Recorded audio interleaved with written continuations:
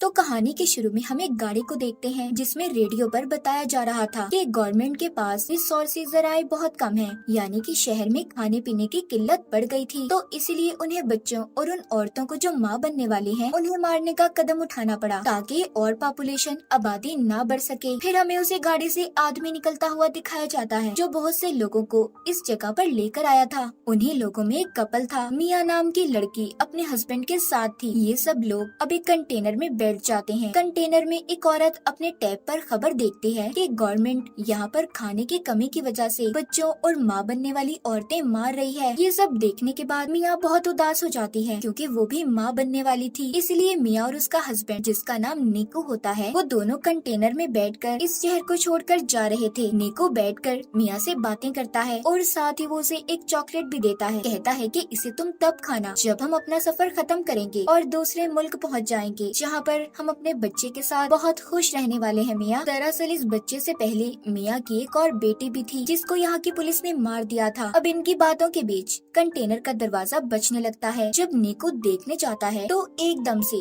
दरवाजा खुल गया था। अंदर और भी बहुत से लोग आते हैं। इस कंटेनर में बहुत सारे लोग जमा हो गए थे, इसीलिए बाहर खड़ा आदमी जिसके हाथ में गन थी वो कहता है कि आधे लोग बाहर आ जाओ, हमारा दूसरा कंटेनर आ रहा है, बाकी उसमें जाएंगे। तभी निको को भी उन लोगों के बीच में गन दिखाकर निकाल लिया जाता है। मिया कंटेनर के सुराग से देखती है निको को 107 नंबर के कंटेनर में भेजा जा रहा था। निको मिया से फोन पर बात करता है। वो उससे कहता है फिक्र नहीं करो, हम दोनों एक ही जगह पर जा रहे हैं, हम इकट्ठे हो जाएंगे, बस तुम इस सफर के दौरान अपना और मेरे बच्चे का ख्याल रखना और इर्द गिर्द किसी भी इंसान पर भरोसा मत करना। मिया का कंटेनर चलने लगता है। रास्ते में वो देखती है गवर्नमेंट की पुलिस बाहर औरतों को जमा करके जो खास तौर पर माँ बनने वाली है उन्हें मार रही होती है। कुछ देर के बाद कंटेनर रुक जाता है। मिया सुराग से देखती है कुछ ऑफिसर्स ने कंटेनर को तलाशी के लिए रोक लिया था। अब कंटेनर को खोलकर जब चेक किया जाता है तो वो उन्हें पूरा खाली मिलता है। दरअसल इस कंटेनर के अंदर छुपने की खुफिया जगह थी। सभी लोग उधर छुप गए थे। ऑफिसर जब गोली चलाता है तो उसे भी पता चल गया था कि अंदर खाली बहुत सी जगह है। अब पुलिस ऑफिसर सबसे कहता है देखो खुद ही सब लोग बाहर आ जाओ वरना तुम्हें ऐसे ही मार दिया जाएगा। ये सुनकर मिया उस कंटेनर के अंदर रखे डब्बों के ऊपर चढ़ गई थी। तभी वहाँ पर एक लड़की भी जान बचाने की खातिर दरवाजा खोल देती है। जैसे ही वो बाहर आती है ऑफिसर ने उसके सर पर गोली चला दी थी और फिर एक एक करके सबको मार दिया जाता है। सबको खत्म करने के बाद ऑफिसर ये हुक्म देता है कि यहाँ से लाशों को ठिकाने पर लगाकर कंटेनर को साफ करके शिप में भेज दिया जाए। ऑफिसर के आदमी ऐसा ही करते हैं। मिया जो कि ऊपर की तरफ जाकर छुप गई थी अब वो नीचे आती है और निको को फोन लगाकर बात करने की कोशिश करती है, मगर निको का फोन बंद आ रहा था। इससे मिया बहुत ज्यादा परेशान हो गई थी। फिर वो वहाँ पर उन्हीं मरे हुए लोगों के सामान को देखने लगती है जो कंटेनर में थे। उसे एक बैग से ड्रिल मशीन, चाकू, लाइट मिलती है और भी बहुत सी चीजें थी। मिया का कंटेनर शिप में रखवा दिया जाता है। रात भी हो गई थी। तभी समंदर में तूफान आ गया था। उस तूफान की वजह से मिया का कंटेनर जोर जोर से हिलने लगता है। वो मदद के लिए बहुत चिल्लाती है, मगर यहाँ पर कोई भी उसकी आवाज सुनने वाला नहीं था। कंटेनर अब और भी ज्यादा जोर जोर से हिलने लगा था, जिस वजह से मिया का सर एक बॉक्स पर लगता है। वो बेहोश हो गई थी। अब जब सुबह होती है और मिया को होश आता है तो देखती है कि उसका कंटेनर बाकी कंटेनर्स की तरह समंदर में डूब रहा है। वो निको को कॉल करने की भी कोशिश करती है, मगर उसका फोन भी टूट चुका था। पास ही से उसे बहुत सी आवाजें आ रही थी जो कंटेनर में बंद लोगों की आवाजें थी। सब मदद के लिए चिल्ला रहे थे। वो अपने कंटेनर के सुराग से देखती है कि 107 नंबर वाला कंटेनर पानी में डूब गया है जिसमें निको था। अपने हस्बैंड की ऐसे मौत देखकर तो वो बहुत ज्यादा टूट चुकी थी। सोचती है कि अगर निको ही नहीं रहा तो मैं जिंदा रहकर क्या करूंगी। इसीलिए अब वो खुद को भी मारने की कोशिश करती है कि तभी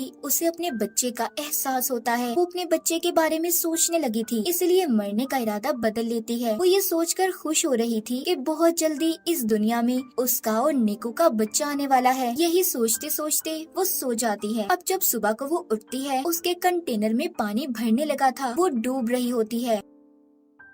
पानी से निकलने की कोशिश करती है मगर नहीं निकल पाती। तभी उसकी आँख खुल गई थी। इसका मतलब ये सिर्फ उसका एक सपना था। अब वो कंटेनर में रखे बॉक्सेस को देखती है जिसमें से उसे बहुत सारे प्लास्टिक के डब्बे मिले थे। वो उन प्लास्टिक का इस्तेमाल करके सबसे पहले कंटेनर के सुराखों को बंद करती है जिसमें से पानी आ रहा था। साथ ही वहाँ से मिले और भी सामान को इस्तेमाल करती है। उसने कंटेनर को अपने रहने के लायक बना लिया था। अगले दिन मिया का फोन बजता है जो कि निको का था। वो उसे बताता है कि मुझे 107 नंबर वाले डब्बे से निकाल लिया गया था। तुम फिक्र नहीं करो मिया, मैं जिंदा हूँ। मिया उसे अपने बारे में बताती है। कहती है निको, मैं कंटेनर में फंसी हुई हूँ जो समंदर के बीचों बीच है। वो फोन पर कहता है फिक्र नहीं करो, मैं तुम्हें ढूंढ लूंगा, बस तुम अपना और बच्चे का ख्याल रखना। हम क्योंकि पहले ही गवर्नमेंट की वजह से अपनी बेटी को खो चुके हैं। मिया निको से बात कर थोड़ा सुकून में आ गई थी कि वो जिंदा है। अब वो कंटेनर में लोगों का बचा हुआ खाना तलाश करती है और उसे बहुत ही संभाल कर इस्तेमाल कर रही थी। एक रात फिर से समंदर में तूफान आ जाता है। मिया बहुत ज्यादा घबरा गई थी। तभी उसे दर्द महसूस होता है और उसका बच्चा कंटेनर में ही पानी के अंदर पैदा हो गया था। उसने इस तकलीफ को बिल्कुल अकेले बर्दाश्त किया। मिया की हाँ बेटी हुई थी जिसे देखकर वो बहुत खुश होती है। उसने उसे अपने गले लगा लिया था। वो अपने बेटे का बहुत ख्याल रखती है। आहिस्ता आहिस्ता मिया भी ठीक हो गई थी मगर अब उसके पास पड़ा खाना भी खत्म होने लगा था। वो सोचती है कि आखिर कब तक वो ऐसे ही इस कंटेनर में बंद रहेगी। तभी उसे अपने सामने पड़ी ड्रिल मशीन नजर आती है। ये उस मशीन को लेकर कंटेनर के ऊपर रास्ता बनाने की कोशिश करती है। तभी इसकी बेटी भी रोने लगी थी। ये नीचे आती है और अपनी बेटी को संभालती है। अगले दिन फिर से ये रास्ता बनाने का काम करती है मगर अब ड्रिल मशीन भी बंद हो गई थी। मिया ने गुस्से में उस मशीन को फेंक दिया था। तब इसे चाकू नजर आता है। ये अब उस चाकू का इस्तेमाल करती है मगर चाकू भी टूट गया था। मिया देखते हैं कि उसके पास अपना पीने के लिए पानी बचा था और ना खाने के लिए खाना। उसकी हालत बहुत ज्यादा खराब थी। वो बेहोश हो जाती है। उसे अपनी बेहोशी की हालत में अपनी बेटी नजर आती है जिसको गवर्नमेंट ने मार दिया था। उसे अपने पास निको भी महसूस होता है जो उससे बस यही कह रहा था, मिया इसमें तुम्हारी कोई गलती नहीं, तुमने हर कोशिश की। कि तभी मिया के मुंह पर बारिश का पानी गिरता है। उसे होश आ गया था। वो अब एक कपड़े को फंसाकर कंटेनर के उस हिस्से को खींचती है जिसमें उसने सुराख किए थे। मिया की मेहनत रंग ले आई थी। रास्ता खुल जाता है। वो पहले तो डब्बों में पीने के पानी को जमा करती है। फिर जब वो बाहर आती है तो देखती है उसका कंटेनर समंदर के बीचों बीच था जहाँ पर दूर दूर तक उसे कोई भी नजर नहीं आता। वो अब अपनी बेटी को लाकर आसमान और समंदर दिखाती है। कहती है हम यहाँ से जरूर निकलेंगे। तभी उसे समंदर में मछलियाँ नजर आती हैं। मिया को ये देखकर एक आइडिया आता है। वो मछलियाँ पकड़ने वाला एक कांटा बनाती है जिससे वो मछलियाँ पकड़ने की कोशिश कर रही थी मगर उससे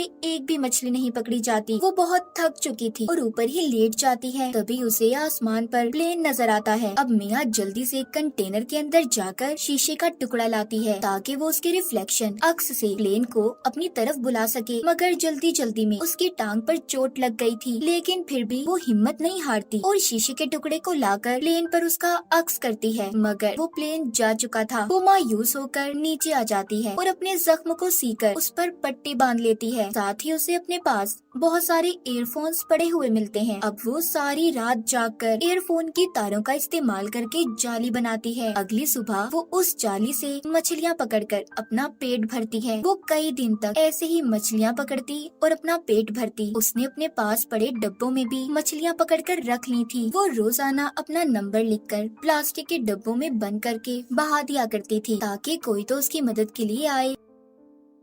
एक रात उसे निको का फोन आता है जो कहता है मिया मुझे माफ कर दो, मैं तुम्हें बचाने नहीं आ सका। हमारे कंटेनर को पुलिस ने पकड़ लिया है, मुझे गोली लगी है। मिया कहती है निको हमारी बेटी हुई है जो बिल्कुल तुम्हारी जैसी है। वो उसे अपनी बेटी की आवाज भी सुनवाती है कि तभी उसका फोन बंद हो गया था। मिया बहुत रोती है और कंटेनर के ऊपर ही सो गई थी। ऐसे ही उसे कंटेनर में रहते 32 दिन गुजर जाते हैं। कंटेनर में जितना भी सामान था सब मिया ने इस्तेमाल कर लिया था जो जो उसके काम आ सकता था। अब वो कंटेनर के ऊपर डब्बों का इस्तेमाल करके एक छोटी सी कश्ती बनाती है जिसमें उसने अपनी बेटी को लिटा दिया था और मछलियाँ जमा करती है कि तभी उसे एक परिंदा नजर आता है जिसे देखकर वो सोचती है कि आसपास जरूर कहीं खुशकी होगी। थोड़ी देर में रात भी हो जाती है। मिया के कंटेनर में पानी भरने लगा था। उसकी बेटी की तस्वीर कंटेनर में गिर गई थी। मिया जब उसे लेने जाती है तो उसका पाँव रस्सी में फंस गया था। तभी ऊपर से उसकी बेटी की छोटी कश्ती पानी में बह गई थी। मिया किसी तरह अपने पाँव को जैसे तैसे छुड़वाकर बाहर आती है, मगर अब उसे अपनी बेटी कहीं पर नजर नहीं आती। वो पागलों की तरह उसे यहाँ वहाँ ढूंढ रही थी, मगर वो उसे कहीं पर भी नहीं मिलती। दूसरी तरफ मिया की बेटी के पास एक बहुत बड़ी व्हेल मछली आती है जो उस पर पानी गिराती है, तो मिया की बेटी रोने लगी थी। मिया अब उसकी आवाज सुनकर तैरकर उसके पास पहुँचती है और अपनी बेटी से कहती है, मैं सिर्फ तुम्हारी वजह से जिंदा हूँ, असल में तो तुमने मुझे बचाया है। इतना कहकर मिया उसी कश्ती का सहारा लेकर सो जाती है। जब सुबह होती है और मिया की आँख खुलती है तो वो डब्बा खोलकर एक मछली खाती है जो उसने कश्ती के साथ डब्बे बांधे हुए थे। मिया अपनी बेटी को देखकर कहती है, हमने वो सब किया जो हम कर सकते थे, असल में तुमने मेरी जान बचाई है। तभी मिया आसमान पर कुछ परिंदे देखती है, वो उनके लिए मछलियाँ फेंकती है। उसके इर्द गिर्द बहुत सारे परिंदे जमा हो गए थे। तभी दूर से बोट कश्ती में एक लड़की की नजर उन परिंदों पर पड़ी थी। वो अपने डैड को अपनी बोट वहाँ पर ले जाने का कहती है। जब ये उधर आते हैं तो इन्हें मिया की बेटी मिलती है। वो लड़की उस कश्ती को देखकर सोचती है कि आखिर इतना प्यारा बच्चा वो भी पानी में किसी ने कैसे छोड़ दिया। तभी उन्हें मिया की बेटी की कश्ती के साथ एक रस्सी बंधी हुई नजर आती है। जब वो उस रस्सी को खींचते हैं जिसमें से मिया बाहर आती है, उसने दरअसल उस रस्सी को अपने बाजू से बांध लिया था। वो मिया को ऊपर खींचते हैं। लड़की उसे बचाने की कोशिश करती है क्योंकि मिया बेहोश हो चुकी थी। वो लड़की मिया को किसी तरह होश में लाने की कोशिश करती है, मगर मिया का सांस पानी में रहने की वजह से बंद हो गया था। जब मिया अपनी बेटी की रोने की आवाज को सुनती है तो उसे होश आ गया था। वो उनसे पूछती है कि मेरी बेटी कहाँ पर है। वो लड़की मिया की गोद में उसकी बेटी देती है। बोट में लड़की के डैड मेडिकल मदद बुला रहे थे। मिया सबको देखकर बहुत खुश थी कि उसकी और उसकी बच्ची की जान को इन लोगों ने बचा लिया। वो अपनी नई जिंदगी के बारे में सोचकर रोने लगती है। मिया ने बहुत सी मुसीबतों का सामना किया था, आखिरकार उसने अपनी और अपनी बेटी की जान को बचा लिया। माँ बनने की ताकत ने उससे हर वो काम करवाया जिसके बारे में उसने कभी सोचा भी नहीं था। उसने एक बहादुर लड़की की तरह कंटेनर में बहुत से दिन गुजारे। मिया की इसी बहादुरी को दिखाते हुए इस फिल्म की कहानी भी यहीं पर खत्म हो जाती है।